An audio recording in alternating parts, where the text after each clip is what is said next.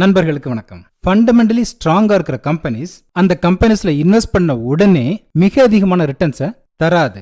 ஆனா இந்த மாதிரி கம்பெனிஸ்ல பண்ற இன்வெஸ்ட்மெண்ட் ஸ்டாக் பிரைஸ் growth-ஐயும் டிவிடெண்ட் இந்த ரெண்டையுமே சேர்த்து தரும். இன்னைக்கு ஃபண்டமெண்டலி ரொம்ப ஸ்ட்ராங்காகவும் பிளஸ் ரீசனபிள் வேல்யூவேஷன்லையும் ட்ரேட் ஆகிற ரெண்டு குவாலிட்டியான ஸ்மால் கேப் கம்பெனிஸ் பற்றி பார்க்கலாம். ஃபர்ஸ்ட் இந்த ரெண்டு கம்பெனி பற்றின பிசினஸ் இன்ஃபர்மேஷன்ஸையும், அடுத்ததா இந்த ரெண்டு கம்பெனிஸும் தொடர்ந்து நல்ல ப்ராஃபிட்ஸை ஏர்ன் பண்றதுக்கு அவங்களுக்குன்னு கிரியேட் பண்ணிருக்கிற எக்கனாமிக் மோட் பற்றியும் பார்க்கலாம். இன்னைக்கு நாம பார்க்க போற இந்த ரெண்டு கம்பெனியும் கேஸ் அத்தாரிட்டி ஆஃப் இந்தியா லிமிடெடோடைய subsidiary companies. First Mahanagar case limited. Mumbai சிட்டியில் இருக்கிற வீடுகளுக்கு பைப்டு நேச்சுரல் கேஸ் டிஸ்ட்ரிபியூட் பண்றது இவங்களுடைய பிசினஸா இருக்குது. இந்த company Gas authority of India, Maharashtra state government plus British Gas இந்த மூணு கம்பெனியுடைய ஜாயிண்ட் வெஞ்சர். இப்போ இந்த கம்பெனியுடைய ஓனர்ஷிப்ல 32.5% Gas authority of India limited கையிலையும் 10% மகாராஷ்டிரா ஸ்டேட் கவர்மெண்ட் கையிலையும் இருக்குது. Remaining mutual funds, insurance companies, foreign portfolio investors, retail investors இவங்க கையிலையும் இருக்குது. இந்த கம்பெனிக்கு இருக்கிற அட்வான்டேஜஸ் பார்க்கும்போது ஃபர்ஸ்ட் மும்பை சிட்டிக்கு கேஸ் சப்ளை பண்றதுக்காக கிட்டத்தட்ட 6500 கிலோமீட்டர் நீளத்துக்கு பைப் லைன்ஸ் லே பண்ணிருக்காங்க. இந்த பைப் லைன்ஸ் மூலமா கிட்டத்தட்ட 22 லட்சம் வீடுகளுக்கு நேரடியா கேஸ் டிஸ்ட்ரிபியூட் பண்றாங்க. அடுத்ததான் சிஎன்ஜி டிஸ்ட்ரிபியூஷன்ல இந்த கம்பெனிக்கு 1900 கேஸ் ஃபில்லிங் ஸ்டேஷன்ஸும் இருக்குது.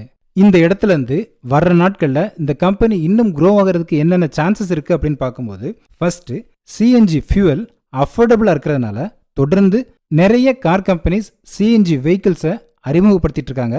இந்த வெஹிக்கிள்ஸ்க்கு தேவையான நியூ கேஸ் ஃபில்லிங் ஸ்டேஷன்ஸையும் இந்த கம்பெனி தொடர்ந்து திறந்துகிட்டு இருக்காங்க. அடுத்து பைப்டு நேச்சுரல் கேஸ்ல மும்பை சிட்டிக்கு நியர்பை இருக்கிற எல்லா பிளேசஸையும் கவர் பண்றதுனால இப்போ சிட்டிக்கு நியரஸ்ட் இருக்கிற லொகேஷன்ஸுக்கும் எக்ஸ்பேண்ட் பண்றதுக்கு தேவையான அப்ரூவல்ஸையும் வாங்கியிருக்காங்க.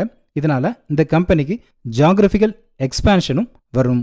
மகாநகர் கேஸ் லிமிடெடோடைய ஷேர் பிரைஸ் 1300 ரூபா அப்படிங்கிற அளவுலையும், earning per share 129, price by earning 10.07 அப்படிங்கிற அளவுலையும் இருக்குது. ஒரு ஷேருக்கு 30 ரூபா டிவிடெண்ட் கொடுக்குறாங்க. இந்த பிரைஸ்ல இந்த கம்பெனியுடைய டிவிடெண்ட் ஈல்டு 2.3% அப்படிங்கிற அளவுலையும் இருக்குது. ரெண்டாவது company Indraprastha gas limited.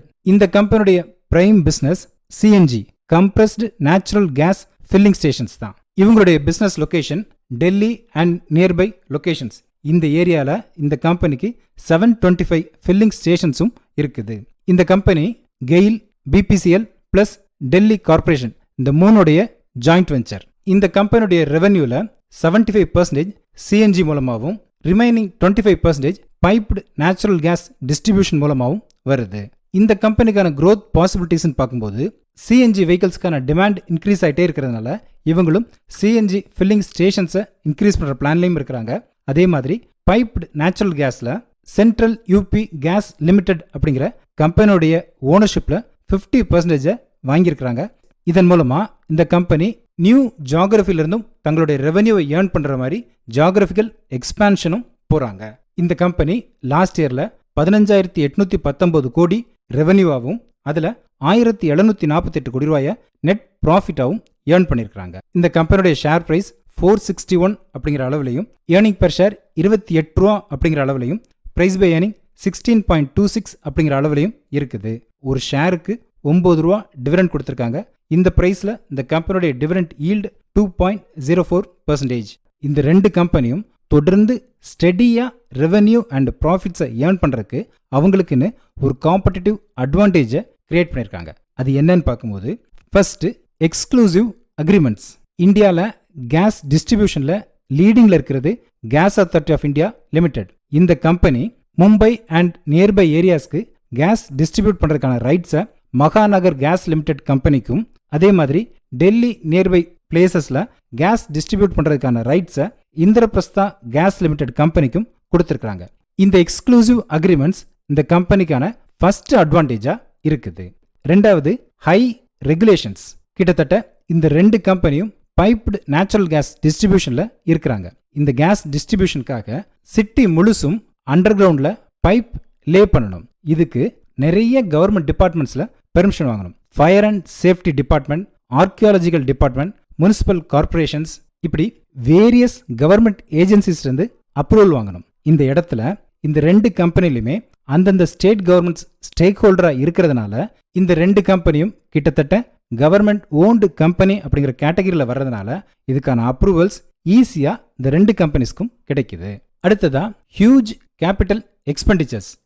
Mahanagar case Limited அவங்களோட கேஸ் டிஸ்ட்ரிபியூஷனை மும்பை முழுசும் கொண்டு போறதுக்காக கிட்டத்தட்ட 6500 கிலோமீட்டருக்கு அண்டர் கிரவுண்ட்ல பைப் லே பண்ணியிருக்காங்க.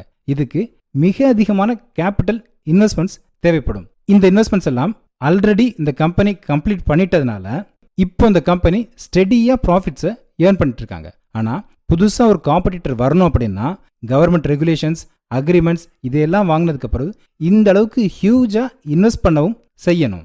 ஏற்கனவே வெல் எஸ்டாப்ளிஷ்டா ஒரு கம்பெனி இருக்கும்போது அதுக்கு புதுசா காம்படிஷன் வந்து அவங்களோட மார்க்கெட் ஷேரை எடுக்கிறதும் கஷ்டம். அப்படிங்கிறதுனால புதுசா எந்த கம்பெனியும் இந்த அளவுக்கு இன்வெஸ்ட் பண்ணவும் தயாரா இருக்கவும் மாட்டாங்க.